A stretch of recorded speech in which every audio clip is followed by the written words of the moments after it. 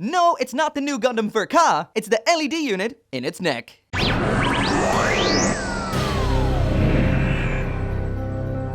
Hey, what is up everyone? Welcome back to another review, and today I'm taking a look at something a little bit different and something I've meant to take a look at for quite some time. Before I actually get into it, of course, once again, this video right here would not be possible without those awesome people over at HobbyLink Japan. So if you're looking for some LED units for any of your Gundam or other model kits, then check out that link down there in the description.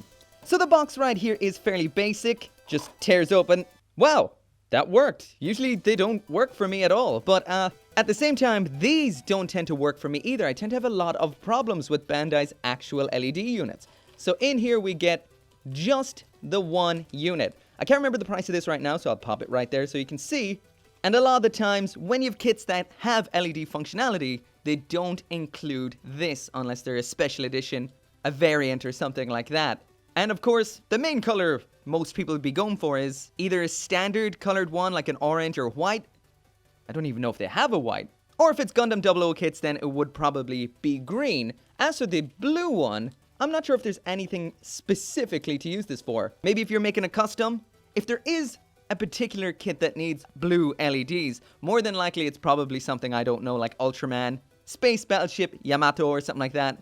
So if you do know, drop it in the comments and I'll pin it. But anyway, let's try this out. Of course, it says right here, batteries are not included, and this needs those tiny, tiny little LR41s. If you collect a lot of figures, this tends to be the battery of choice for using with LEDs and stuff. But anyway, let's crack this out. So this right here is what we get in the box, and it's pretty simple. That's just the LED unit itself. There's where the batteries go in, the backing section which needs to be snipped out just like any other model kit, and this. I have built like 6 of these things, maybe 7, and every time this screw goes in on the wrong thread. I'm gonna try and get it right this time, but seriously, every time so far, I've screwed it up. So right now I don't actually have my proper nippers on hand, I just have this really bad Citadel one. It's so bad I might as well be headbutting this thing off the runners. But anyway, off it comes. As for the issues I usually have with these little guys, I find it's the little switch. This brings that little contact there into contact with the batteries, and I find sometimes it either doesn't go far enough or it's just too weak to hold it against the battery and we get some flickering. Hopefully that won't be the case this time. Once again, I've never used one out of a box like this. I've only ever used ones that have come included in kits. So in with those little batteries, pop the back on, it just tucks in there like so. And finally then is the screw. I'm actually going to do this off camera so I'm less likely to screw it up, so I'll be back in a sec. So there we go, once again, like I've said, it stresses the plastic. It's almost like there is no thread inside of the plastic bit, and you're just kind of boring that screw into it. On top of that, it's only secured right here on this side, not centrally. So as you can see, this part is kind of poking out a little bit, but anyway, let's see if this works.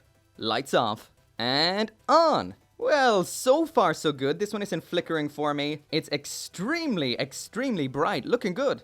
And this is a very, very, very light blue. Kind of a bit hard to see there and it keeps going out of focus, but this is almost what I would call a white with a blue hue as opposed to a blue. But anyway, let's try it out in some kits. So there it is in the Master Grade Jester Cannon, and this is under very low lighting, and as you can see, I guess blue plus orange isn't really the best combination, and it isn't all that bright seeming. Just for a side-by-side comparison, there it is with a Bandai orange LED. That particular one came from the DX version of the high-grade Gypsy Avenger. I will mention it's already starting to do that thing where it flickers on me. So there it is off, there it is on, and it flickered for a second, and so far it seems to be holding up. But this is the issue I tend to have with these. Eventually something seems to happen to the contacts, or something like that, where they just start flickering and turning off spontaneously all the time. Let's try it with something else. There it is in the Sazabi Verka. Again, this is a little bit dim. Once again, the sticker is on there. This is under low light, not in complete darkness. I feel if I put it in complete darkness, well, you'll be getting a bit of an over-exaggerated effect. So that right there is what it looks like. This time around, no flickering issues though. So here it is thrown into a GN drive. It gives it a different effect, a bit of a blue hue, but again, I don't feel these are all that effective. Maybe it needs more voltage or something running through it, but personally, once again, I do feel this is a little on the weak side. There is a quick look at what it will look like on the shoulder, and once again I feel it is a bit ineffective. The green LEDs that you got with some of these 00 kits were definitely brighter, I feel. All in all, a little bit flat again. So right here I'm going to include a long exposure photo, because a lot of people do use these sort of things to make LEDs look better. So there is what it will look like if you do take a photo with a long exposure, so you can judge for yourself right there. So there it is on the new Gundam. I will mention that the stickers are on the eyes there, but they are transparent. Also, the lights here kind of highlight that the stickers are on a little bit crooked. The reason I don't have the head attached this time is because, well, I'm starting to get that flickering. So I'm constantly screwing about with this because it just keeps flickering. See, just like that. So it is quite hard to get the brightest setting out of this. All in all, there it is off, there it is on, but all in all, this is weak and not very awesome. And you may say this is the wrong color LED for this kit. You're right. But even with the green ones, which I find very, very, very bright, they still have this flicker problem. Look at that. No matter what I do, if I squeeze it, push the switch, it just keeps on flickering. And when you try to put this into the body, sometimes the switch just straight up turns off. Not great. Just as a comparison, here is the orange one I was talking about before. This came in the high-grade metallic DX Gypsy Avenger. And once again, it's the same thing. The LED in it is fine. I just think it's the connections or something. It just keeps on flickering or just straight up turns off. To get the best out of it, I have to squeeze the hell out of this and hyper squeeze the switch.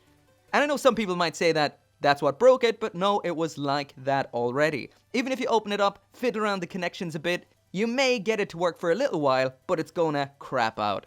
Finally, here it is once again in the new Gundam, and I have to say, this is the first ever review that I'm going to be using this in. This right here is brown tier. These LED units blow. This is, I think, my 6th or 7th. That is 5 green, 1 orange, and this blue one. You might be asking where all the green ones are, but I think I lost them after coming back from Japan. But anyway, I would recommend just buying some extremely ultra bright LEDs of your own, wiring them up to a battery and using those. Because honestly, these are not worth the money. But anyway, as always, thank you very much for watching. If you do want one, if you still do want one, there is a link down there in the description. You can get yours at Hobby Link Japan. And as always, make sure to come back for more Gunpla reviews, and I'll see you next time.